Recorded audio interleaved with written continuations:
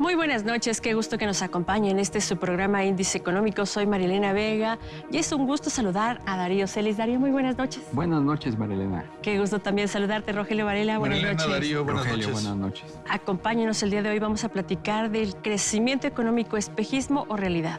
Quédese con nosotros. La Secretaría de Hacienda dio a conocer que al cierre del mes de junio, el monto de créditos fiscales se ubicó en 2.030.000 millones de pesos. De la deuda total, 83% o 1.7 billones de pesos es el saldo correspondiente a las personas morales. En julio de este año, el indicador manufacturero del Instituto Mexicano de Ejecutivos de Finanzas, el IMEF, aumentó 0.8 puntos respecto al mes de junio, situándose en 51.8 unidades y ligó 2 meses consecutivos en zonas de expansión, lo que sugiere que el sector manufacturero sigue creciendo. Durante julio se vendieron en nuestro país 110.843 vehículos ligeros, lo que representa un aumento anual de 32.6% y un incremento de 4.5% respecto al mismo mes vendido en 2019. La Cámara Nacional de la Industria de Restaurantes y Alimentos Condimentados dio a conocer que las ventas de la industria restaurantera provenientes del servicio de delivery han crecido 300% respecto a los niveles prepandemia, de tal manera que hoy en día representan hasta 20% de los ingresos de la industria restaurantera. Organismos internacionales, bancos, analistas financieros, todos coinciden en que mejoran las perspectivas económicas para México. Para la segunda mitad de este 2023, la economía mexicana sigue vislumbrando mejoría. El Fondo Monetario Internacional elevó el pronóstico de crecimiento a 2.6% del Producto Interno Bruto, ubicándolo 0.8% más respecto a su proyección de 1.8% publicada el pasado mes de abril. Las estimaciones al alza para México se fundamentan en 2 aspectos: en la recuperación del área de servicios tras la pandemia y en los efectos positivos de la demanda en Estados Unidos. Si las expectativas del organismo internacional se cumplen, nuestro país superará el crecimiento de Brasil, previsto en 2.1%, y el 1.9% que se prevé para el total de la economía de América Latina y el Caribe. El Fondo Monetario Internacional acaba de dar un nuevo pronóstico para la economía mexicana para 2023. Estima que la economía crecerá 2.6% a partir de un dato previo en febrero que era apenas de 1.8%. ¿Es factible que México tenga esa dinámica económica?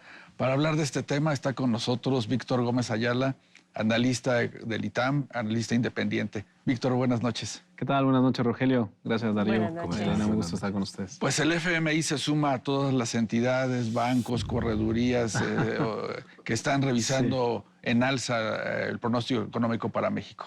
Sí, digamos que ha habido varias sorpresas, ¿no? En términos de crecimiento, las estimaciones son muy dependientes del primer trimestre del año, porque el efecto vaso es relevante, ¿no? Entonces, si empiezas bien el año, eso hace que el efecto secuencial, aunque sean los mismos estimados en el trimestre, el total crece, ¿no? Por efecto base.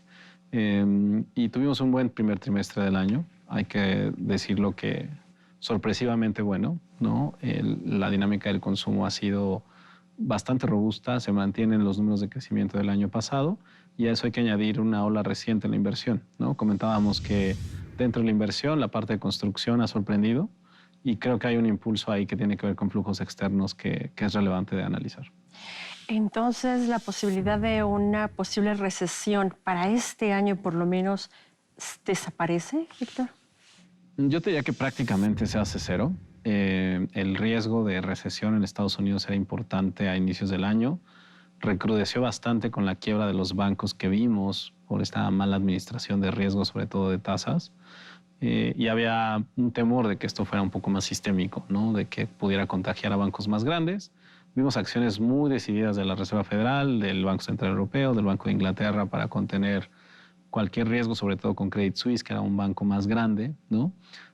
Algunos las consideraron exageradas, ¿no?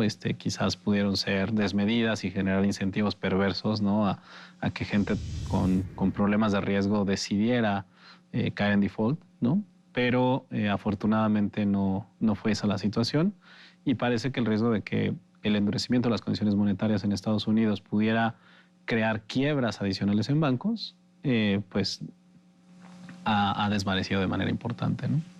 El hecho de que la Reserva Federal de Estados Unidos incrementara un cuarto de punto la tasa de interés deja en duda otro incremento como lo había previsto Jerome Powell hace algunos meses atrás, disipa esos nubarrones de una posible recesión, ni siquiera fuerte, ¿no? Exacto. Sino sería un aterrizaje más suave y eso hacia principios del 2024. Totalmente. Sí, yo creo que platicábamos que este aumento prácticamente está descontado en instrumentos de mercado, es decir, las tasas por la manera en que se comportan en las operaciones de mercado ya incorporan este incremento.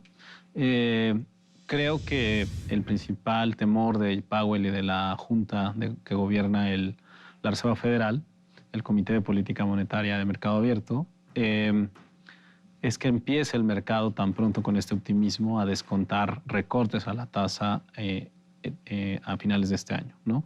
Y lo que quieren ellos es disipar eso, ¿no? Quieren que el mercado no les empiece a descontar recortes a la tasa a finales de 2023, sino que sea a inicios de 2024. Y creo que por ahí va un poco la necesidad de dar esta señal de que todavía podrían subir más, todavía hay riesgos, todavía la parte de servicios que no acaba de bajar de manera clara como lo hace mercancías en la parte subyacente es un factor de cuidado, ¿no? Y creo que va más por ahí, ¿no? Prevenir que empiecen a descontar recortes, que les metan presión sobre las decisiones que tienen que tomar el resto del año, ¿no? Víctor, los motores para el crecimiento económico, para esta mejoría en las expectativas, ¿cuáles serían? En el caso de México, sin duda que la construcción ha sorprendido, la parte de construcción no residencial, es decir, lo que tiene que ver con obras de ingeniería civil. Vemos una correlación interesante con el gasto en construcción, en infraestructura del sector privado en Estados Unidos. Y esto quizá un arrastre del fenómeno del famoso nearshoring, ¿no? Esta reubicación de activos desde Asia hacia México y tomando en cuenta los contenidos, las normas de contenido regional que favorecen a nuestro país con la firma del TEMEC, pues ha impulsado el sector, ¿no? La parte de construcción, el sector de manufacturas.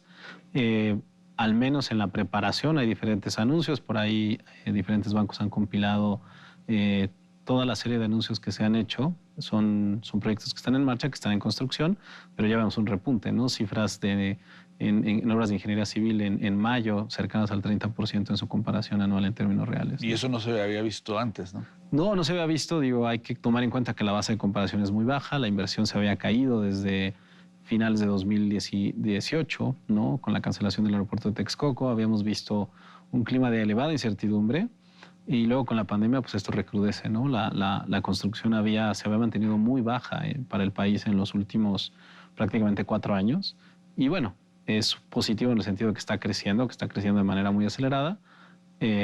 Falta ver qué tan sostenido es este aumento y sobre todo el nivel de recuperación pues nos pone en niveles cercanos a 2018, ¿no? O sea, todavía hay un camino por recorrer. ¿Cuáles serían esos retos o esas alternativas que permitirían que esta economía que estamos viendo mejorando verdaderamente sea sostenible y no sea solamente temporal? Es una pregunta bien interesante. Yo creo que la parte clave está en el sector energético, en el sector de electricidad. Las industrias de manufactura son intensivas en el consumo tanto de energía como de capacidad y la infraestructura que tiene hoy el país depende mucho de los recursos de la Comisión Federal de Electricidad. Sabemos que la Comisión Federal de Electricidad tiene monopolios en la parte de transmisión y distribución, pero el marco legal vigente permite la competencia en generación, permite las asociaciones público-privadas en estos segmentos para que el gasto en la infraestructura que se requiere no venga solo de recursos públicos, ¿no? Sabemos que las finanzas públicas tienen muchos compromisos, tienen muchas cargas, han incrementado sus necesidades de gasto y no veo razón para que tengamos que atar, digamos, esta dinámica de crecimiento exclusivamente a los recursos del sector público. Creo que ahí va a estar la parte clave y quizás el fenómeno de transición política del gobierno federal que tendremos el próximo año pueda abrir una puerta a relajar relativamente la postura más ideológica que tenemos en el sector por ahora, ¿no? Será un año político, 2024, ¿no ves tú que se relaje el ritmo de la economía y de la inversión? Totalmente. En la parte económica hemos visto en los últimos 25 años que siempre que hay un proceso de transición se desacelera la economía, ¿no? Pasó entre Fox y Calderón, pasó entre Calderón y Peña Nieto, pasó entre Peña Nieto y Andrés Manuel. alrededor de 2 puntos porcentuales es lo que se desacelera la economía, ¿no? Las expectativas para 2024 andan cerca del 2%. Entonces, si piensas que se va a desacelerar 2 puntos como lo hizo en los últimos 12 años, pues estamos cerca de un nivel de crecimiento muy bajo, ¿no? Nulo, prácticamente cero. Entonces, sí, creo que el reto para la administración entrante, que tendrá tiempo, ¿no? Porque hay que recordar que los tiempos de transición se acortaron con la reforma del 2013, y el nuevo gobierno va a entrar tan pronto como octubre, ¿no? Mucho antes de lo que, o bueno, un par de meses antes. Pero digamos que eso les da tiempo para pues hacer algo pronto con relativa anticipación y que no caigamos en un problema de desaceleración tan fuerte como antes, ¿no? Víctor, también hay un debate en los mercados en torno a cuándo el Banco de México podría iniciar su baja en tasas. ¿Tú la ves pues cercana? Pues mira, la verdad es que decíamos justo en este espacio al inicio del año que la pregunta del millón era cuánto tiempo iban a extender la postura monetaria. Ya estamos en ese momento, ¿no? De qué tan posible va a ser para el Banco de México mantener la tasa de interés donde está ahorita, en 11.25. Y de ahí va a depender mucho la FED, ¿no? Porque le preocupa mucho a la Junta de Gobierno y por razones políticas también el diferencial de tasas con Estados Unidos, ¿no? Con este incremento se cerrará un poquito el spread entre México y Estados Unidos. Eso le dará algo de soporte al tipo de cambio y hacia adelante, una vez que el Banco de México decida reducir su tasa, pues esto va a empezar a cerrarse, ¿no? Pudiendo generar algún fenómeno de depreciación paulatina. Y la inflación, la verdad es que no da da buenas señales en el sentido que sigue bajando, pero todavía sigue alrededor de 2 puntos porcentuales arriba del objetivo, ¿no? Entonces, el dato del lunes fue muy positivo, 4.8 tasa anual para la primera quincena de julio, pero pues todavía lejos del 3%, que es el objetivo del Banco de México. Entonces, esta mezcla de inflación baja, pero todavía nos pega en el bolsillo, el superpeso que ayuda y en otras ocasiones afecta, Claro. todavía esas son circunstancias que no permiten que los mexicanos veamos estos beneficios en el bolsillo directamente. Sí, claro que el aumento de la inflación reduce la capacidad de compra de las personas, ¿no? Viene bajando, ¿no? Y cuando tú platicas esto con personas que no se dedican a hacer análisis económico, te dicen, oye, pero los precios siguen muy altos, ¿no? Claro. Los niveles siguen altos, la tasa a la que siguen creciendo está bajando, pero siguen muy altos, ¿no? Entonces, esa es la parte en la que, bueno, la inflación ya no están creciendo al 8%, ahora están creciendo al 4, 8, pero siguen creciendo, ¿no?